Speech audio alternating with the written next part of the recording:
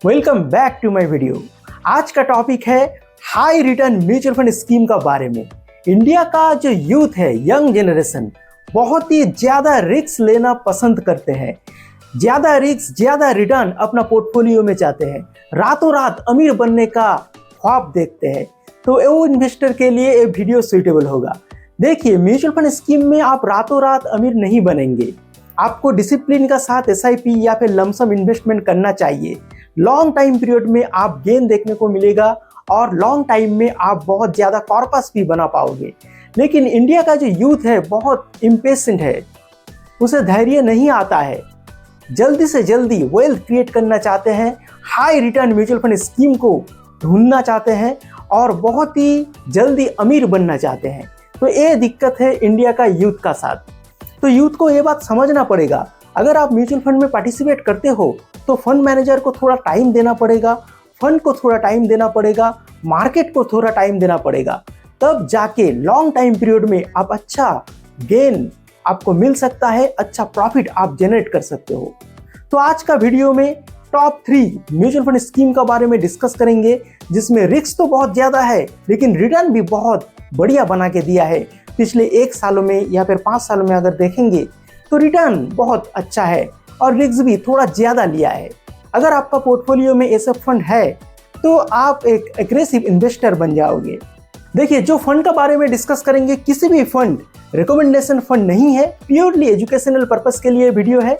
Last में देखेंगे अगर ये सब फंड का साथ आप एक पोर्टफोलियो बनाते हो तो पोर्टफोलियो का एलोकेशन कैसा होना चाहिए एग्रेसिव इन्वेस्टर के लिए या फिर जो मॉडरेट रिस्क टेकिंग इन्वेस्टर है उसके लिए। चलिए वीडियो शुरू करता हूं, लेकिन उसका पहले आप सभी से रिक्वेस्ट है, आप मेरा चैनल जरूर सब्सक्राइब कीजिए, मुझे फॉलो कीजिए। चलिए वीडियो शुरू करता हूं। तो सबसे पहला जो फंड बहुत ही ज़्यादा रिटर्न बना के दिया है शॉर्ट टाइम और लॉन्ग टाइम पीरियड में, उसका नाम है HDFC फ्लेक्सी कैप फंड। जी हाँ, फ्लेक्सी कैप कैटेगरी से मैंने फंड पिक किया हूँ और HDFC फ्लेक्सी कैप फंड देखिए 6 मंथ में 15% से भी 16% का करीब रिटर्न बना के दिया है। 1 ईयर टाइम होराइजन में 8% से भी ऊपर का रिटर्न बना के दिया है। 1 ईयर टाइम होराइजन में सभी फंड बहुत ज़्यादा रिटर्न नहीं बना पाया है। अगर लास्ट ईयर का डाटा आप देखेंगे तो हर एक फंड का रिटर्न बहुत खराब है। स्मॉल कैप का फंड तो नेगेटिव में रिटर्न दिया है, लेकिन HDFC फ्लेक्सी कैप फंड अच्छा परफॉर्मेंस दिखाया है और 1 ईयर टाइम होराइजन में 8.56% का रिटर्न बना के दिया है और 5 ईयर टाइम होराइजन में 30% का रिटर्न बना के दिया है। देखिए, फ्लेक्सी कैप फंड है, लार्ज कैप में ज़्यादातर इन्वेस्टमेंट करके चलता है, लेकिन फंड मैनेजर का पास पूरा फ्रीडम है, किसी भी कैप में शिफ्ट कर सकता है अपना इन्वेस्टमेंट और ज़्यादा रिटर्न जनरेट कर सकता है। लेकिन 5 ईयर टाइम होराइजन में फ्लेक्सी कैप फंड बहुत ज़्यादा रिटर्न बना के दिया है, 30% का करीब रिटर्न बना के दिया है, लार्ज कैप फंड को बीट किया है। तो ये बहुत बढ़िया रिटर्न होता है 5 ईयर टाइम होराइजन में। चलिए देखते हैं रिस्क कैसा है इस फंड में। अगर स्टैंडर्ड डिविएशन देखें तो स्टैंडर्ड डिविएशन ज़्यादा नहीं है, 10.92 का स्टैंडर्ड डिविएशन है। तो फ्लेक्सी कैप फंड का स्टैंडर्ड डिविएशन लो है, एक अच्छा बात है। फंड कम वॉलेटाइल है। बीटा देखिए 0.8 का बीटा है, तो बीटा भी उतना हाई नहीं है, मतलब ज़्यादा रिस्क ये फंड नहीं लेता है। लेकिन अल्फा देखिए कितना हाई है, 8.45 का अल्फा है, मतलब बेंचमार्क से बहुत ज़्यादा रिटर्न बना के देता है, बहुत हाई रिटर्न जनरेट करता है। High return mutual fund scheme है, लेकिन रिस्क उतना ज़्यादा नहीं लेता है ये फंड। अगर पारस्परिक से आप कंपेयर करेंगे तो देखेंगे पारस्परिक से थोड़ा रिस्की है HDFC फ्लेक्सी कैप फंड, लेकिन रिटर्न भी बहुत अच्छा बना के दिया है शॉर्ट टाइम और लॉन्ग टाइम पीरियड में। अगर 10 ईयर का डाटा देखेंगे या फिर सिंस इंसेप्शन का डाटा देखेंगे तो 18% का करीब रिटर्न बना के दिया है ये फंड। तो शॉर्ट टाइम में भी विनर है, लॉन्ग टाइम पीरियड में भी विनर है। High return mutual fund scheme है। अगर आप हाई रिस्क लेना चाहते हो, हाई रिटर्न एक्सपेक्ट करते हो अपना पोर्टफोलियो में, तो HDFC फ्लेक्सी कैप फंड एक अच्छा ऑप्शन हो सकता है। सेकेंड जो फंड है वो है मिड कैप कैटेगरी से और उसका नाम है Invesco India mid cap fund. Invesco India mid cap fund return बहुत गजब का बना के दिया है। अगर 6 मंथ का रिटर्न देखें 27% से भी ऊपर का रिटर्न बना के दिया है और 1 ईयर टाइम होराइजन में 11.57% का रिटर्न बना के दिया है। बहुत ही बढ़िया रिटर्न बना के दिया है 1 ईयर टाइम होराइजन में और 5 ईयर टाइम होराइजन में 30% का करीब रिटर्न बना के दिया है।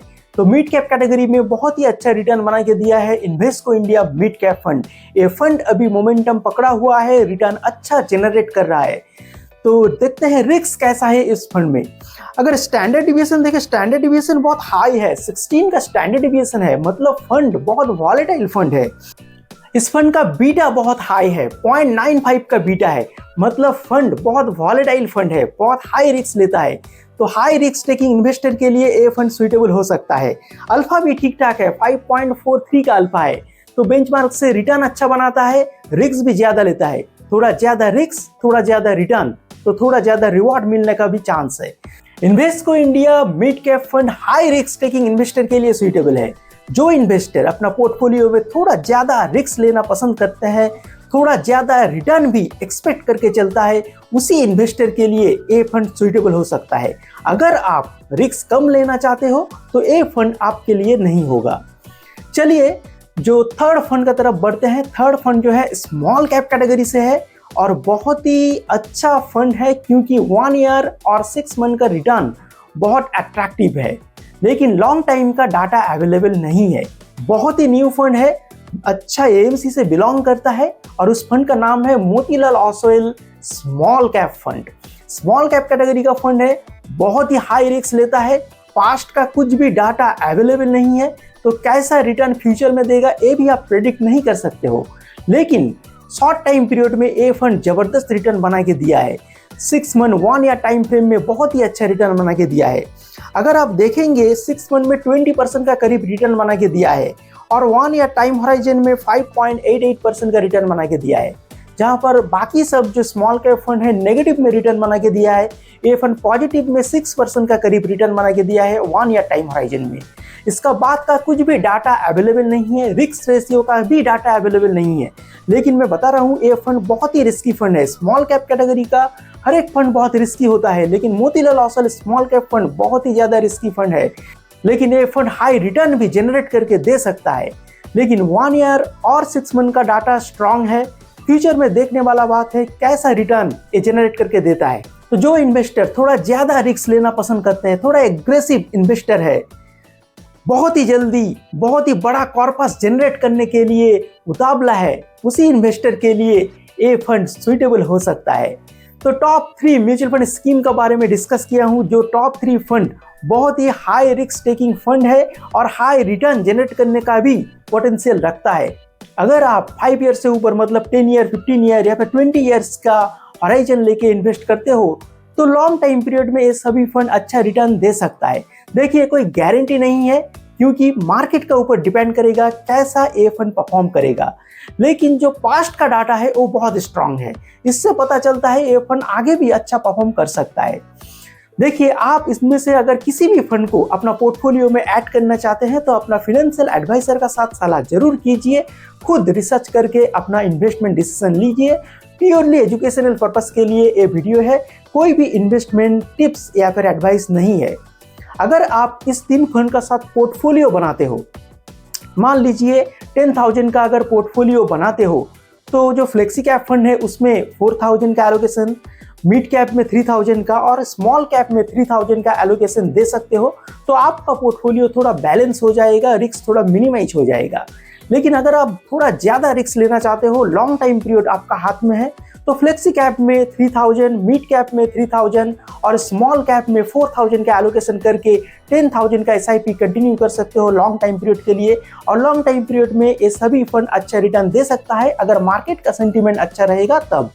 लेकिन आपको टाइम टू टाइम मॉनिटर करना पड़ेगा, क्योंकि फंड, हर एक फंड जो आज बेटर परफॉर्म कर रहा है वो कल नहीं भी कर सकता है। फंड का अंडर परफॉर्मेंस कभी भी शुरू हो सकता है। तो आपका जो पोर्टफोलियो होगा उसका हेल्थ जरूर चेक करना चाहिए ईयर में 1 बार या फिर 2 बार, तब जाके आप लॉन्ग टाइम पीरियड में अच्छा वेल्थ जनरेट कर पाओगे और अपना फिनेंशियल फ्रीडम अचीव कर पाओगे। तो ये था आज का शॉर्ट वीडियो, मिलते हैं नेक्स्ट वीडियो में, तब तक के लिए थैंक यू, गुड बाय।